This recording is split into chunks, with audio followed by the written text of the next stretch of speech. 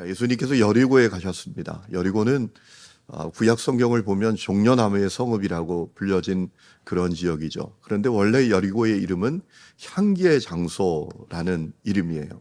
예수님 당시에 여리고가 너무나 아름다웠기 때문에 부유한 사람들이 몰려드는 휴양 도시였다라고 합니다. 여러분, 그런데 그 아름다운 도시에 전혀 어울리지 않는 사람이 있습니다. 바디메오라는 사람이에요.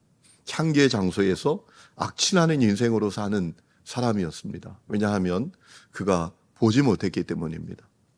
여러분, 보지 못하니 자기 몸을 건사할 수 있었겠습니까? 제대로 생활이 가능하지 않았겠죠. 그렇기 때문에 하루하루 구걸하며 살아갑니다. 안타까운 것은 그가 그렇게 불편하면 그의 부모라도 그를 좀 도와야 될 텐데 부모도 자녀를 도와줄 능력이 없습니다. 그런데 부모가 자기를 돕지 못한다면 자기라도 좀 온전해야 될 텐데 맹인입니다. 보지 못합니다. 그래서 하루하루 구걸하며 살아갑니다. 여러분, 그 마음이 얼마나 힘들었을까 상상해 보셨나요? 그 마음이 얼마나 깊은 탄식과 또 고통이 있었을지. 여러분, 우리가 볼 수 있다는 것, 정상적으로 살아갈 수 있다는 것, 얼마나 놀라운 축복입니까?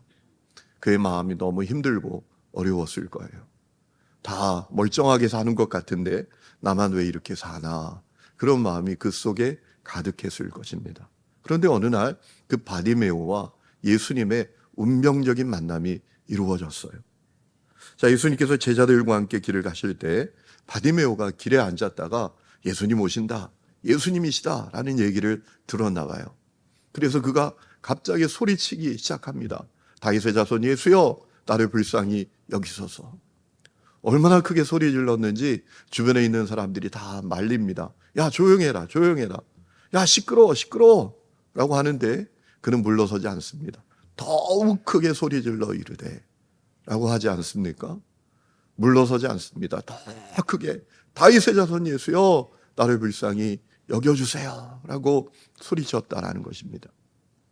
여러분, 그가 왜 그랬을까요? 그 마음에 강한 확신이 있었어요. 저분은 내 운명을 바꿔주신다. 저분은 내 삶을 바꿔주신다. 저분은 내 인생을 확실히 바꿔주신다. 이 확신이 있었다라는 거예요. 여러분, 가능성을 말씀드리는 게 아니에요. 저분이 내 인생을 바꿔주실 수도 있다. 저분이 내 운명을 바꿔주실 수도 있을지 모른다. 이게 아니라 저분이 내 인생을 바꿔주신다. 이 확신이 그에게 있었다라는 겁니다. 그것은 그가 예수님을 부른 호칭으로 확인해 볼 수 있습니다. 여러분, 이 바디메오가 예수님을 뭐라고 부릅니까? 다윗의 자손이여 라고 불렀습니다. 그러니까 예수님이 유대인이 그렇게 기다리고 기다렸던 자기들을 모든 어둠과 절망에서 구원해 줄 메시아라고 확신했다라는 겁니다. 여러분, 유대인들은 다윗의 자손 그리고 메시아, 이것이 다른 말이 아니었습니다. 그것이 동의어였어요. 다윗의 자손은 메시아고 메시아는 다윗의 자손이었어요. 그러니까 이 바디메오가 예수님을 메시아, 우리를 모든 어둠과 절망과 탄식과 한숨에서 구원해 줄 뿐이라고 확신했다라는 것입니다. 그래서 그는 그 결정적인 기회를 놓치고 싶지 않았던 거예요. 이것은 절대로 다시 오지 않을 타이밍이야. 지금이 내 인생의 마지막 기회야. 다시 돌아오지 않을 기회야. 나는 이 기회를 절대로 놓치고 싶지 않아. 그 마음이 있었던 거예요. 그래서 사람들이 조용해라, 조용해라, 시끄러워 라고 해도 놓치고 싶지 않았기 때문에 다윗의 자손 예수여, 나를 불쌍히 여겨달라고 더 크게 외쳤다라는 것이지요. 사랑하는 성도 여러분, 오늘 여러분에게 예수님 누구십니까? 여러분에게 예수님 누구십니까? 여러분에게도 예수님을 향한 확신이 있습니까? 여러분에게 예수님이 누군가에 따라 여러분이 예수님을 대하는 태도와 반응이 달라질 것입니다. 여러분도 예수님 바디메오처럼 나를 구원할 분, 내 인생과 내 운명을 바꾸어 주실 분이라는 확신이 여러분에게 있으십니까? 그렇게 예수님을 향한 확신이 분명하지 않은 사람들은 바디메오와 많이 다릅니다. 그런 사람들이 늘 입에 달고 다니는 얘기가 있습니다. 다음에 이런 얘기를 늘 입에 달고 다녀요. 예배 좀 합시다. 기도 좀 합시다. 훈련 좀 받으십시다. 충성 좀 합시다. 우리가 성경 좀 공부합시다. 기도 좀 합시다. 그러면 늘 말해요. 아이, 다음에. 여러분, 그런 사람들이 늘 입에 달고 다니는 그런 또 하나의 말이 있습니다. 그러지 뭐.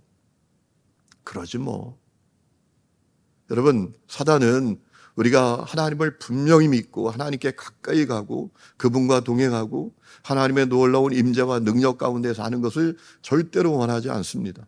그래서 우리가 하나님께 가까이 가려고 하면 갖은 수단과 방법과 사람을 동원해서 그것을 가로막습니다. 그래서 계속 속삭입니다. 예배하지 마. 기도하지 마. 훈련받지 마. 성경 공부하지 마. 할 일 많잖아. 얼마나 너 바쁘니? 얼마나 해야 될 일이 많아. 그러니 그렇게 하지 마. 다 그러고 살잖아. 너만 뭘 그렇게 하겠다고 해. 이렇게 속삭인단 말이에요. 그러면 늘 아이, 그러지 뭐. 이러고 산단 말입니다. 여러분, 바디메오를 보면서 그런 마음을 갖게 됩니다. 눈으로 본다고 다 보는 것이 아니다라는 것입니다. 멀쩡히 눈으로 보지만 보지 못하는 사람이 있고 보지 못하지만 보는 사람이 있다라는 겁니다. 하나님에 대해서, 성령의 일하심에 대해서, 그분의 역사에 대해서 눈으로 봐도 못 보는 사람이 있다라는 겁니다. 그러나 보지 못하지만 보는 사람이 있다라는 겁니다. 여러분, 이 새벽에 보는 눈이 열릴 수 있기를 축원합니다. 여러분, 정말 중요한 얘기죠. 여러분, 보는 눈이 없는 사람들은 절대로 나를 불쌍히 여겨달라고 얘기 못합니다. 빛을 본 적이 없어요. 그러니 내게 있는 어두움을 보지 못하잖아요. 내게 있는 그늘과 내게 있는 죄와 내게 있는 어두움이 보여야 빛이 간절해지는 건데 빛을 본 적이 없으니 불쌍히 여기소서 이 얘기 못하는 겁니다. 그뿐만이 아닙니다. 전능하신 주님의 권능을 보지 못했으니 자기의 전적인 무능이 안 보이는 겁니다. 그러니 나를 불쌍히 여겨주세요. 주님, 나를 제발 불쌍히 여겨주세요. 이 얘기 못하는 것입니다. 주님을 필요로도 하지 않는 것입니다. 여러분, 이 새벽에 정말 눈이 열려야 합니다. 하나님에 대해서, 성령의 일하심에 대해서, 그분의 역사에 대해서 눈이 열려야 합니다. 그렇게 되시기를 주의 이름으로 간절히 축복합니다. 자, 바디메오가 소리쳐 예수님을 부르니까 예수님께서 머물러 서셨습니다. 그리고 말씀하십니다. 그를 부르라. 여러분, 얼마나 은혜가 됩니까? 여러분, 우리가 주님을 부르면 주님은 머무르십니다. 우리를 불러주십니다. 여러분, 꼭 기억하십시오. 그래서 우리가 이 새벽에 나온 거잖아요. 사람들은 우리가 부를 때 머물러 서지 않아요. 조건 봐서 머물러 섭니다. 내가 어떤 사람인지, 어떤 신분, 어떤 지위, 어떤 능력, 어떤 재정, 어떤 학력 이런 거 봐요. 그래서 머무르기도 하고 머무르지도 않습니다. 하지 않기도 합니다. 그런데 우리 주님은 다르세요. 제가 예전에 되게 기분 나빴던 적이 있거든요. 저 수원에서 지금 삼성에서 임원으로 일하는 제 친구가 있어요. 서울의 좋은 대학을 나오고 아주 절친인데 제 아내 친구를 후배를 소개팅을 시켜줬었어요. 여러분 이태원에 가면 하이아트 호텔 있잖아요. 언덕에 큰 호텔. 거기서 둘이 만나기로 했어요. 지금 생각해 보니까 참 바보 같아요. 둘이 만나라 그러면 될 텐데 왜 내가 또 거기 갔는지 두 사람 만나게 해주려고 제가 거기를 갔는데 농촌에서 목회할 때니까 봉고차 타고 이렇게 갔거든요. 그랬더니 호텔에 들어가려고 그러는데 막아요. 누가 막는지 아시죠? 거기 입구에서 일하는 사람들이. 아니 다른 차들은 다 들어가는데 안 막는데 까만 차들은 다 들어가는데 안 막는데 막더라고요. 제가 그래서 그때부터 까만 차에 대한 컴플렉스가 생겼어요. 그래서 제가 우리 관리부에서 차를 살 때에도 까만 차로 사주세요 라고 한 것 같아요. 막는 거예요. 아니 다른 까만 차들은 다 들어오게 막는데 그러더니 막더니 저쪽으로 가래요. 그래서 한참 떨어진 주차장에 대고 걸어오는데 되게 신경질 나더라고요. 야, 차별하는구나. 차에 따라 차별하는. 세상은 그래요. 세상이 여러분이 부를 때 세상은 여러분 머물러 서지 않아요. 그런데 우리 주님은 다르십니다. 여러분이 가진 중요성에 따라서 주님이 여러분을 외면하시지 아니하십니다. 절대로 외면하지 아니하시고, 내가 아무리 공고하고 비참한 인생이라고 할지라도 내가 부를 때 머물러 서시고 나를 부르시는 분이에요. 오늘 이 새벽에도 그 은혜가 있기를 축원합니다. 자, 그때 제자들이 바디메오에게 갑니다. 그래, 안심시킵니다. 안심하라, 안심하라, 일어나라. 주님이 너를 부르신다. 여러분, 그런 생각을 해봅니다. 바디메오가 계속 소리쳤다라는 거예요. 오늘 성경에는 2번 소리친 거로 나오지만 그게 아니라는 겁니다. 예수님께서 자기를 불러주실 때까지, 주님이 자기를 주목하실 때까지 다윗의 자손 예수여 나를 불쌍히 여기서 계속 소리치고 있었다는 거예요. 그러니까 제자들이 가서 아이고 진정하십시오. 저분이 당신을 부릅니다. 그랬더니 벌떡 일어나서 겉옷을 내버리고 뛰어 일어나 예수님께 나갔다라는 거예요. 겉옷을 내버렸다. 그에게 얼마나 큰 확신이 있었는지 알려주는 얘기죠. 여러분, 가난한 사람들에게 겉옷은 재산 목록 1호입니다. 낮에는 더위를 가려주고 저녁에는 이불이에요. 그 겉옷을 내버리고 주님께 나아갔다라는 것은 진짜 확신을 가졌다라는 겁니다. 이제 이 겉옷 필요 없게 됐어. 저분이 내 인생을 바꿔주셔. 나는 이제 더 이상 이렇게 비참하게 살지 않아도 돼 라는 확신이 그에게 있었다라는 것을 반증하는 것입니다. 여러분, 오늘 말씀을 보면 주님께서 그때 이 바디메오에게 물으십니다. 너에게 뭘 해주길 원하냐? 그랬더니 바디메오가 즉각 대답합니다. 망설임 없이 보기를 원합니다. 내가 보기를 원합니다. 여러분, 바디메오는 자기에게 있는 가장 근본적인 문제를 해결해 주시기를 원했다라는 겁니다. 이건 놓치지 말아야 합니다. 내가 너에게 뭘 해주기를 원하냐? 그때 바디메오는 자기에게 있는 가장 근본적인 문제를 해결해 주시기를 구했습니다.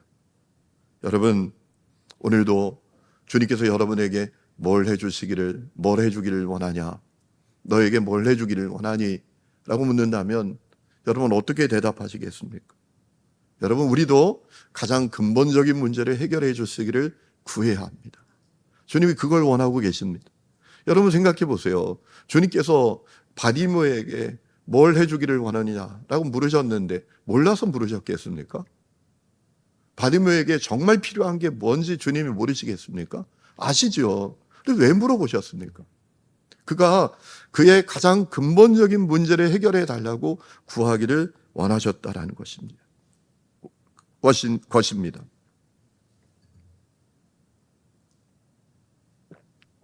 오늘도 우리가 주님께 가장 근본적인 문제를 해결해 주시도록 구해야 합니다.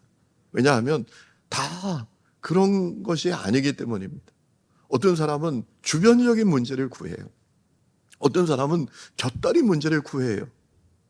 주님께서 너에게 뭘 해주시기를 원하냐라고 물을 때 아니, 가장 근본적인 문제를 구해야 되는데 주변적인 문제, 정말 근본적이지 않은 문제, 곁다리 문제를 구한다라는 거예요. 어떤 사람은 건강을 구해요. 그런데 가만히 보면 그가 건강을 잃어버린 것이 근본적인 문제가 아닙니다. 하나님과의 관계가 단절된 게 문제입니다. 교회 다녀요. 교회에서 직분도 있어요. 봉사도 해요. 그런데 가만히 보면 하나님과 분리되어 있는 자야. 여러분, 그에게 가장 근본적인 문제는 건강이 아니에요. 하나님과 분리된 그 관계가 연결되는 거예요. 하나님과 분리된 그 현실이 속히 해결되는 것입니다. 어떤 사람은 사업의 번성을 구해요. 그런데 가만히 보면 사업의 번성이 근본적인 문제가 아니에요. 그의 근본적인 문제는 그 사업의 주인이 주님이 아닌 거예요. 어떤 사람은 가정의 행복을 구해요. 그런데 가만히 보면 가정의 행복이 그의 근본적인 문제가 아니에요. 그 가족들이 하나님을 경외하지 않는 것이 근본적인 문제예요. 어떤 목사님들은 교회 부흥을 구해요. 그런데 교회 부흥이 근본적인 문제가 아니에요. 그가 혼자 있을 때에도 목사가 아닌 것이 그게 근본적인 문제예요. 그 교회가 거룩하지 않은 것이 근본적인 문제예요. 교회 부흥을 구할 게 아니라 주여 우리 교회가 거룩한 교회가 되게 해주세요. 이게 근본적인 문제라는 거예요. 여러분, 주님께서 이 사람에게 내가 너에게 뭘 해주기를 원하냐 물으신 이유는 다른 데 아닙니다. 그가 근본적인 문제를 구하는지 알고 싶으셨다라는 것입니다. 여러분, 오늘 이 새벽에 여러분 뭘 구하기 위해서 나오셨나요? 여러분, 여러분의 가장 근본적인 문제를 주님께서 보게 해주시고 알게 해주시는 역사가 있기를 축원합니다. 그래서 가장 근본적인 문제를 구하세요. 예수님께서 그때 바디모에게 말씀하셨습니다. 가라, 너의 믿음이 너를 구원하였다. 할렐루야, 아멘. 여러분, 이 인생이 정말 바뀌게 된 겁니다. 그런데 오늘 말씀을 보면 그가 곧 보게 되었는데 여러분, 놀라운 사진에 나옵니다. 길에서 주님을 따랐대요. 그 즉시 예수님을 따랐답니다. 문제 해결 받았는데 돌아가지 않고 집에 안 가고 주님 따랐대요. 뭘 의미합니까? 이에게 문제 해결이 목적이 아니라 주님이 목적이 된 인생이 되었다라는 겁니다. 그에게 제자도가 실현되었다라는 겁니다. 여러분, 오늘 우리의 현실의 문제는 무엇입니까? 많은 사람들이 주님께 팬입니다. 주님께 열광합니다. 자기가 원하는 게 있으니까. 그런데 원하는 것을 다 받고는 돌아가는 거예요. 여러분, 미국에 유명한 목사님이 있습니다. 카이 아이들먼이라고. 그가 나도 팬이 아니다 라는 책을 썼어요. 그 책에서 그런 얘기를 합니다. 오늘 많은 사람들이 그저 주님께 열광하는 팬이래요. 그런데 주님의 말씀을 따르지는 않는데요. 주님을 쫓아가지는 않는데요. 여러분, 이 바디메오는 정말 놀랍지 않습니까? 아니, 이제 보게 됐습니다. 그러면 해보고 싶은 거 다 해보고 가보고 싶은데 다 가보고 그렇게 좀 마음껏 살아야 될 것 아닙니까? 그런데 주님 따라갔대요. 주님이 인생의 목적이 된 그러한 삶을 살게 되었다라는 거예요. 오늘 여러분, 기도응답 받으시면 어떻게 하실 거예요? 여러분, 끝까지 주님 따라가는 분들이 되시기를 축원합니다. 주목해야 될 것은 예수님께서 이 바디모에게 너의 믿음이 너를 구원했다라고 말씀하셨다라는 겁니다. 너의 믿음이 너의 운명을 바꾸었다. 여러분, 이거 절대로 우리가 놓치지 말아야 합니다. 그의 믿음은 어떤 믿음이었습니까? 예수님, 내 인생 바꿔주신다. 내 예수님, 내 운명을 바꿔주신다. 여러분, 이 믿음이 바디모에게 있었던 것이죠. 여러분, 오늘 우리에게도 그 믿음이 있어야 합니다. 아니, 있어야만 합니다. 왜냐하면 생각해 보세요. 바디메오는 예수님의 소문에 대해서 소식을 듣고 그 믿음을 갖게 되었잖아요. 우리는 어떤 사람들입니까? 하나님의 말씀을 갖고 있어요. 우리는 다 보는 눈이 있어요. 이 말씀, 약속을 우리는 보고 있습니다. 그리고 수많은 증인들이 우리에게 있어요. 기독교 역사 속에, 우리 주위에 하나님은 우리의 운명을 바꿔주신다, 우리 인생을 바꿔주신다라는 수많은 증인들을 우리는 다 보고 있어요. 이 강단에서 매주일 하나님께서 내 인생을 바꿔주시고 우리 운명을 바꿔주신다라는 그 말씀이 증언되고 있습니다. 여러분, 그렇기 때문에 우리는 분명히 믿음을 가져야만 합니다. 하나님, 내 인생을 바꾸어 주신다. 나의 운명을 바꾸어 주신다. 여러분, 히브리서 11장 말씀을 보면 믿음이 역사를 만들고 확신이 우리 인생을 바꾸어낸다라는 사실을 분명히 알 수 있지 않습니까?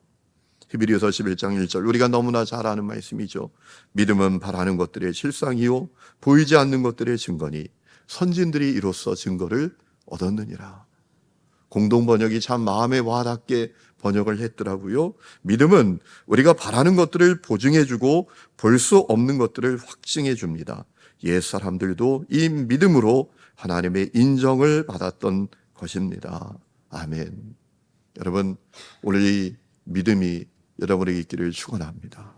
한번 따라합시다. 하나님은 내 운명을 바꾸어 주신다. 예수님은 내 근본적인 문제를 해결해 주신다. 이 확신을 가지고 승리하는 성도들 될 수 있기를 축원합니다.